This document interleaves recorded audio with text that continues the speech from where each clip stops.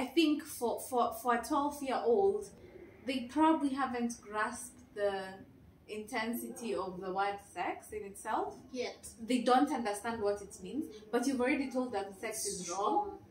Yes, and you know, these conversations never, like, there's never a conversation after sex is wrong. No one changes it back. So when is right? Exactly. Also, we don't know at what point does it become right. Exactly. His needs, her needs. His needs, her needs. And I think it's one of the guys who was interviewed, and he was saying how he feels like he raped his wife because sometimes the wife doesn't want to have sex, but he wants it. And so I'm like, why it doesn't feel like there is rape in marriage? That's actually rape. And people another conversation. Exactly. But you have to be in that space, both of you. And I wonder how is it that it's always about the man, like you denied your husband sex, or make sure you actually in our class we were taught about how we should not use sex as punishment, or as a retaliation. We want to understand that because that didn't really set in well with us. Because if you're mad at someone, let's say you have had an argument. How is it that you want sex? Unless it's trauma. Unless you just want to release the anger, or that's weird. And also, let's say maybe you've coseared me, whether it's me or him, or whatever, the husband. I'm mad at you, right? How is it that you want to have sex? And now, according to purity culture, you're not supposed to deny. No. Supposed to just lie there and give to your husband because you cannot, which I feel is messed up, and I feel like it doesn't happen on the other side. Can I say something? I think I was having a conversation with a friend of mine, and she asked me what I think about makeup sex. Not the one that, you know, you've already started your issues and then it happens, but the one where you use sex as a way of settling issues. So you're mad at me, I'm mad at you, and then you think that's the way. But you're actually sweeping things like under the rug. You never really solve them. So I'm assuming if someone is mad, first of all, you feel the emotional gap between you and your partner. Ready. And then the way I see it, sex needs that emotional connection. It does. So if I'm mad at you, means I'm feeling an emotional gap between you and me that needs to be solved before I actually come back to the emotional closeness, and I will be open to having sex. But the way purity culture makes it look like is, even if you're mad, give your husband sex. Don't say no. Don't say no. Don't give excuses. Don't give reasons. And then I think it also threatens women that if you don't do that, he'll be tempted out there. So women will do absolutely anything to give your husband sex so that he doesn't cheat on you. Whereas cheating really is a personal responsibility, is a personal decision to just do it. It's not because you are. I mean, of course, is that's other conversation of sexless marriage. I mean, that's not what we are talking about. True. That's another. This is just the purity culture of what it is that you are taught, and even from when you're younger, as you continue, there's a whole. I don't feel like, do men even have sex education? I feel like it's just women. It's us. You talk. If you're usiketi, if you're not just someone don't do that. Don't do that. But that's not taught to men. To men as well. I mean, they can tell us if we're missing quoting or but I think it's hard to come by that. It's hard. Maybe it's happening now, but also it's quite skewed. It does not go the whole length of like how we are bombarded. Back when you're like, Hish. And ours is more like this thing? Instilling exactly. You know what I'm saying? What is this? So as you were saying, as you're young, you're taught about, oh, you shouldn't do it. Sex is wrong. Sex is bad. Your body need protect it. Hide your boobies. Don't show cleavage because men will come for it. Don't wear a short thing because men are visual. When you're younger, now even in marriage, now it's still another traumatic thing. Or you should give it even when you don't want it. You should not say no to it. You should reciprocate. Do you know up to recently, like I think I read somewhere. I think as a woman, you're not supposed to. It's weird for you. Or why is it celebrated upon? Like, if a woman initiates sex, then it's because weird. it's because you're not. But it's not weird. It's either it's weird for those who have not grown into it, but also it is like, oh really, you did that? That's awesome. As if we are logs. I know. We do not want to. We can't do it. Like we only wait to like receive and can't like initiate. You can't initiate, and even before then, you just supposed to just lie there. If you reacted to it, you are termed as a slut. Thank you. So it's such double standards. And if you introduce something like a way of sex and stuff, especially you're like, where did you learn that? True. Yeah, that's true. I think you mentioned something about women are not taught to enjoy it. Yeah. Again, just borrowing it from Sheila's book. She did a survey of, I think, was it 2,000 women? I'm not too sure, but a huge group of women, and they were talking, married women, and they're talking about their sex experiences and linking that to the education they received when they were not married. And so most of them were saying how their men are never like intentional lovers. Like they really don't care about the pleasure of the women. They just want to get their part, and that's it. And no one teaches men that women need a lot to actually enjoy. I don't want to, like, I'm not a sex coach, but I think sexologist. But I think the ways I have learned, many people think sex just has one way to be done, but then for women, she was talking about the orgasm gap, I think, and only I think 30% of women experience orgasm from penetration. The rest of it, you just have to figure your way around. And most women don't even know that is something they can experience in their lifetime because no one ever told them. They don't even know what it is. They don't even know what it is. Like, especially in church. Exactly. I feel like the heathens know. They know. They're more educated. Actually, to be honest, I feel like most of what I have like gathered, apart from Sheila, most of it has been people outside church. Yes. Sheila is the only woman so far I have read her books, and I feel like she has an understanding of the church, and she knows where the gaps when it comes to sex education in church is. So she's bringing like the education to the church instead of like letting people figure things out on their own. And maybe viewers, you can just comment on this, especially the ones in the Christian circle and the ones in the church. You will admit, especially for even unmarried ones, most of the sex information you have, I mean, let's be honest, about styles, about what orgasm means, how it is achieved, what sex itself is, and you have learned it outside church. Outside. And admittedly, so you cannot discuss it openly. Because where did you learn it? Where did you learn that? Like, and I feel like, are you backsliding? Are you backsliding just by mentioning the word sex and saying or even giving information on it? It means like, where did you learn it and you shouldn't. And then suddenly you get married. And you're like, you should be a pro. You know, like from where? And I feel like the way you're saying, apart from being the sex culture, apart from being a burden to women, it also fuels other things like pornography. Exactly. Because you will hear, let's say maybe before you got born again, maybe you had an aspect, which most of us, maybe you have an aspect of what pornography is. Then you got born again, then you come to church, and then it's like, of course you shouldn't do that. Pornography is bad. It's an addiction in But that's the only way you are able to learn and even like see sex embodied. Because no one has ever told you what it is. You just don't, sex is wrong, it's not right, you should not do it.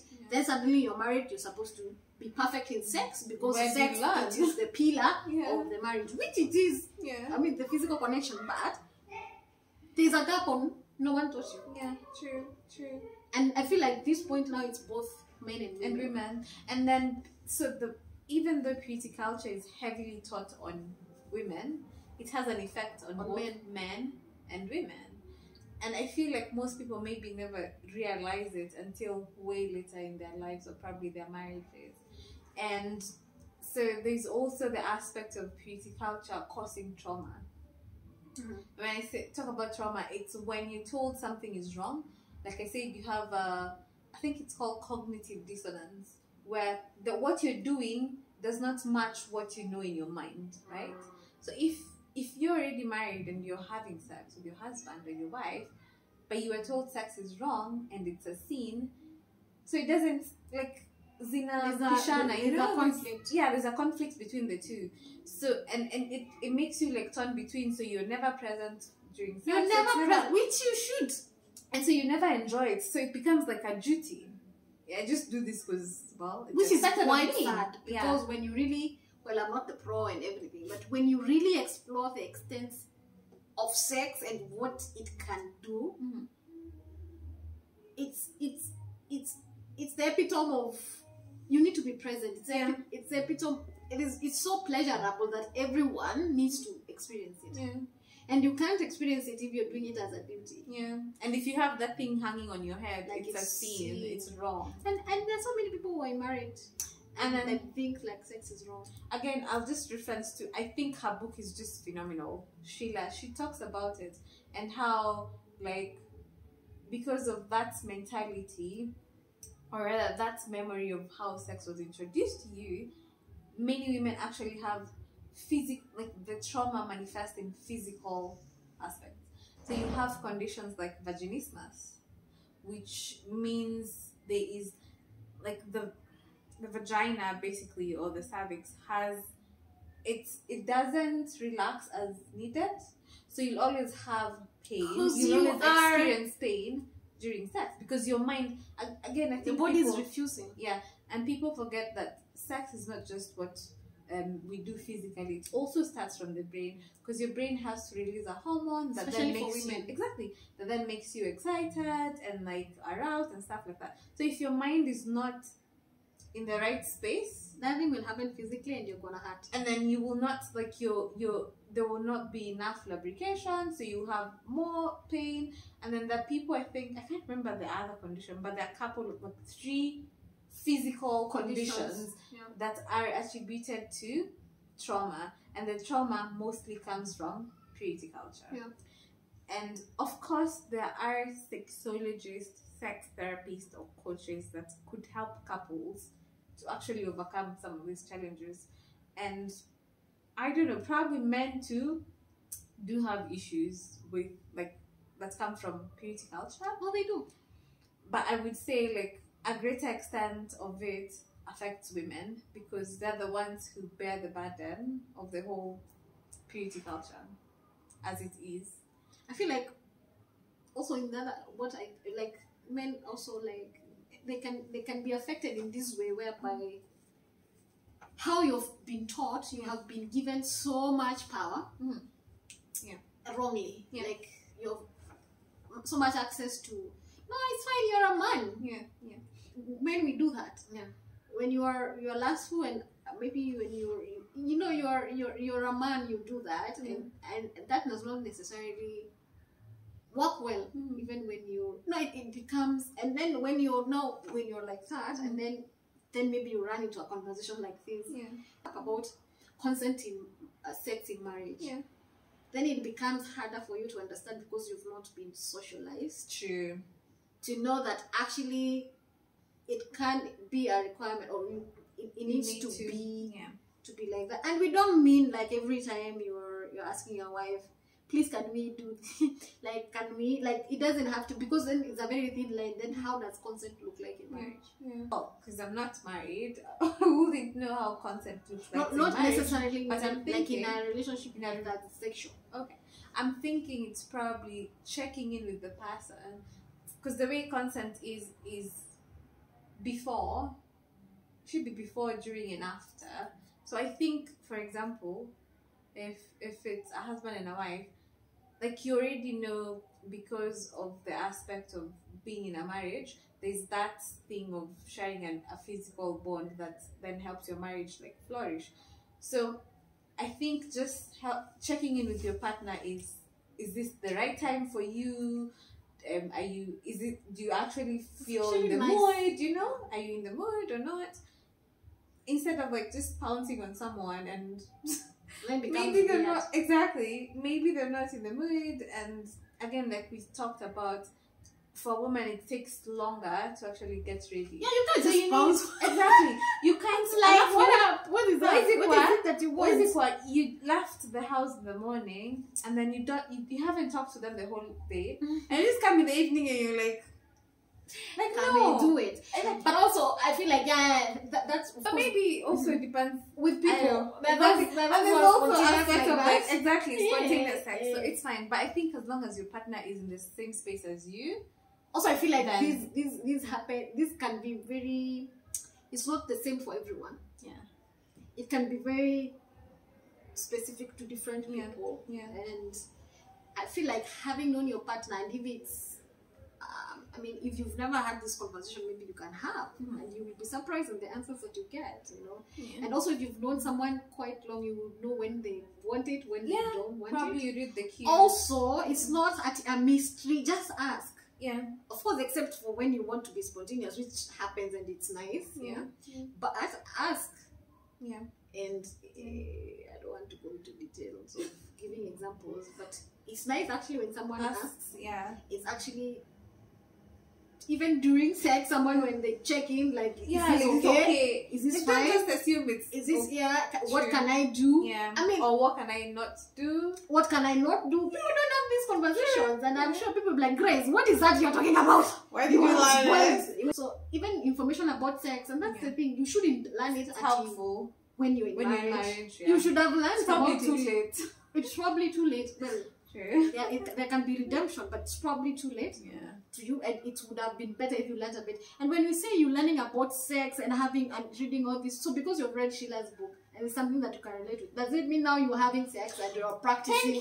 Thank you. So actually, the reason why I said I am not married, so people will be like, where are you getting all this information from, or what? It's because people, I feel like as a society we have, and especially in church, the minute you start talking about these things, people assume, oh, you must be like doing it out there, so that's why you know.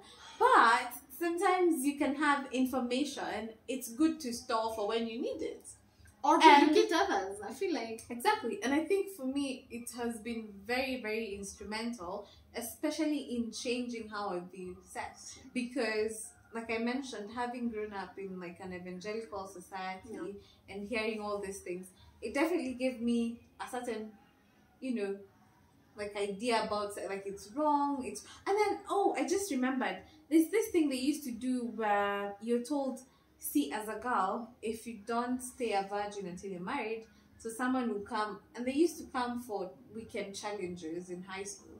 So mtu atakuja, they chew gum and they spit it out, and they tell you as a woman, like, if you don't keep your virginity, if you sleep with a man, then you're like this chewed gum that I have just stepped on, or they step on money, or they make it squeeze, or so now it makes you or a rose flower, or they take a rose flower and remove like one by one petal, and like every man you sleep with is like a petal of the rose going away. So it just makes you as a woman feel like my whole value is rest on my virginity or lack thereof. So it's a virginity that a man took, and the man is. They don't take it per se, but according to Greek culture, anyway. The man took, or rather, if it weren't for a man, you wouldn't have it. Yeah, it wouldn't have gone. Yeah, but no one is peeling roses in a man's weekend challenge. No one chews a gum and tells a guy the moment you have sex with a girl, then you become like this chewing gum. Yeah. So it's really, I feel it makes women demean themselves, and it makes women peg their whole value on virginity and on being chosen by a man. Yeah. So you have to present yourself a certain way so that a man picks you, like a certain package, so the man picks you. So it becomes very transactional. Exactly. And so for me, I had to objectifying. And so for me, I had to work through like some of this conditioning, and just I feel like I would say, like, I don't feel like that has a strong hold on me, and probably it's because of therapy. Because I remember the first time my therapist brought up sex, she mentioned it to me like the way you looked at me was like, woman, why are we talking about this? So I realized I had very many reservations, and I still viewed it as a taboo to talk about, to even think about, and I never thought like I am a sensual human being. You should not have feelings. Yeah, but feelings then, are for men. But then I think after therapy, it just helped me understand myself. It helped me like actually start dissecting the pieces of information that were harmful and that will probably in the future, when I am in a stable relationship and marriage, they will most likely affect how I express myself sexually or even, I don't know, emotionally. And I think I want to work on this when I'm not married. I want to work on it when I'm alone. I want to know where my triggers are or where I have been misinformed, and just like unlearn things and then learn new things. And mostly sex, purity culture is about unlearning. It is. At this point I do not support it at all. Because the negative effects outweigh the little positive that was introduced to solve. Yeah. Yes. So let me ask, what does it? Because the people will be like, oh, so sex. So you want to mean that people should be having sex left, right, and center, and they should keep themselves pure. What is it that we are actually saying in this conversation? Is it that people should be just promiscuous, or what is it? What's like the message of, and what is this that we hope we're driving at with the issue of the purity culture?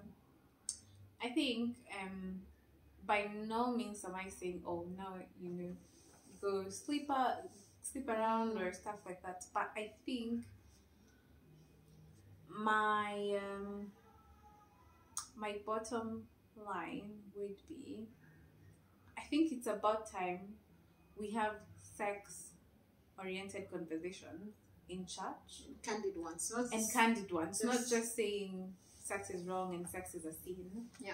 But actually explain, before you get to sex is a sin, tell us what sex is. Yes. Because sex is not a sin. It's not a sin. Yeah. But I know with religious spaces, abstinence is the only way to go. So I would say for people who are if abstinence is your way, absolutely get into it. For those who are not into religious spaces and they actually are wanting to be active, then educate yourself on what sex is, what safe sex is, most importantly, because there's the issue of protecting yourself from STDs. There's also, if you do not want to be a parent, like, you better handle it, like an adult, like the adult you are. So I think because I don't know what people expect. The moment you have sex and someone finishes on you, you will have a baby. Child, Why is it that it's a surprise? I'm surprised. Can you imagine? Maybe you're expecting a rose flower. Of course, you're pregnant. You had sex. Yeah. And something happened, and you are on your. Yeah. So I think. Now, given that, because I would assume that your audience is probably both a mix. It's a mix of Christian, non-Christian, and so for me, I would say, Christians, if you're into like abstinence, by all means follow it. For those who are not Christians and they care less about abstinence, then practice safe sex. And I think for everyone, Christian or not, when you're in that space where sex is part of your relationship or your marriage, then include consent. I mean, get to understand what consent is all about. And also, I think this would be my remark would be, I think Christians, especially those who've grown in evangelical cultures that promote purity culture, it is probably time to start unlearning these things. and especially if you're not married yet, probably it's the perfect time. But if you are, there's always like a chance to redeem and a chance to unlearn. By all means. Yeah, because I mean, research has shown, and probably we could link a couple of articles down on the description box. But then there's lots of research on how purity culture is affecting marriages and how it's even affecting like the kind of sex lives that people have. You don't fully and I think it's very key that people just unlearn these things, because when you think about spending like 40 years with someone and sex is part of it, of conflicted sex, it's too much struggle. So I think it's too much struggle, and also it's pleasure missed. I know, imagine. It's just important for people to unlearn some of these things, and also just look at how much it has affected our society, in the many ways that we have talked about. And I mean, just have these discussions with your friends.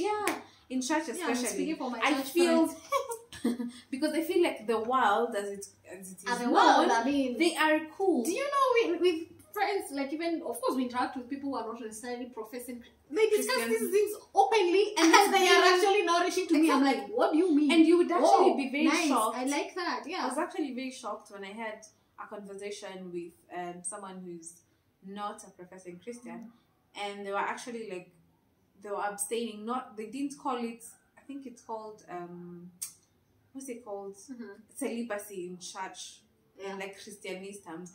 They didn't call it celibacy. They were like, I'm actually not sexually active at the moment, and the reasoning was because I don't think I want to share myself with someone that I don't know, and until I find like a relationship where I am myself, I feel connected to the person, then I'll be happy to do it.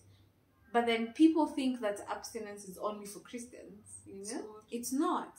And I think to insist, the fact that you have abstained until marriage does not mean you will have an awesome marriage. Yeah, and no one should clap for you because you did that. Yes, and does not mean now your sex is perfect. As I said in the beginning, there's no correlation between virginity before marriage and I'm not saying now you can go and have sex. No. You decide, like, deduce what you want from that statement. But what I know is there's no correlation between abstinence and greatness in marriage. Yeah. You still have to work on it. You still have to learn what sex is. You still have to have these conversations. You still have to unlearn and learn. Yeah. So there's no glory. And it doesn't really in itself. You. Yeah, in itself alone that you didn't have sex. Yeah. Yeah. And this is not to be confused with go and have sex. Yeah, true. But in itself, there is no glory of you didn't have sex. So now you have a great relationship. No, you won't. Yeah. And I think that's why it's called, purity culture is called the prosperity gospel of sex, because it makes you feel like, now because I abstained, now because I kept to these standards, I signed all these pledges, then when I'm married, my sex life is going to be awesome, the bomb. But and then you get there and it's like, what is it? Because you don't know what. And then you start, and actually that takes me back to, I think in Sheila's book she talks about where women felt like God frauded them, like, you know, like God promised them something that he didn't deliver. So because they're like, we were told if we waited, then our husbands would treat us better, they would do this, and then they get there and it's not what they were taught. Because so they start feeling, why is shortchanged? Yeah, I'm shortchanged. Like, what happened? And you know, it's because abstinence has nothing to do with how your husband treats you. True, it does. The fact that he married you with a hen does not mean, if he's a sucker, it will still, can I curse in this channel? If for example, he's like, let's say he doesn't take note of your emotions, just because you got married when you had abstained doesn't mean all of a sudden he will. That's why I said in itself is not a direct correlation with great marriage. You still have to do the work. You still have to marry the right person. You still have to, so you can't peg your successful relationship or marriage on the fact that you kept yourself. There is more to that. I feel like these are things that should be discussed in church. If you have been triggered, please, I am quite sorry, but they will be. It triggered me when I first had it. Yeah, you're like, but that is these what made two me... girls are heathens. And you're in church. Which church? You people are talking your pastor. Hey, you're talking about sex like that. Sex should not be mentioned. You should not even. But if you it triggered me, and that's what led me to like work on it. So that's the other thing. Like it's what do you do with the trigger? Yeah, do you condemn us, or will you go and actually go? Do you assume it as well? Yes. Yeah. Or be like, whatever, or will you actually go and look into it? Because I feel like you've barely scratched the surface. It's just a bit. So the triggering, what will you do with the trigger? Will you condemn us as heathens, which is okay? I mean, it's our truth. We have spoken it. Or will you go and search for more information? I hope you take the latter and go and talk more about. I feel like you don't even have to have a conclusion on this. Like the whole conversation is a conclusion itself. I mean, I feel like if you've never interacted with this information, you'll be like, what? What? You said that? Really? Also, why are you mentioning sex so many times in this episode? But I'm just like, I hope this makes you go and read about it. And as you have said, we link several. Yeah. I totally recommend Sheila's book. Like, it's just amazing. I'll link for other information about that. People can look for it. Yeah. And I feel like it's one of the books that you cannot rush through. Yeah. It's because you take a deep breath. I've read those books, You have to take a minute. Yeah. I think I've been reading it for more than 4 months now. And it's because you read like 3 pages and you can see yourself. You can see yourself in those things that are being discussed and the kind of mentality that is harmful. And you're like, I am so triggered. You just need like a week to absorb that information. I think and go back to it. I have read a book like that. Yeah. Like you need, like it can take you months to finish. Yeah. It's absolutely worth it. Thank you so much for watching the video up to this place. We appreciate you. I hope you can come back to our channel more. Yeah. Before you. It's interesting. It is. Right? Yeah. So thank you for watching. You can share this video, also like it, and also if you have not subscribed to my channel, then I mean, please, why is it that you have not? So please subscribe, and I think we end it there. Yeah. And thank you so much.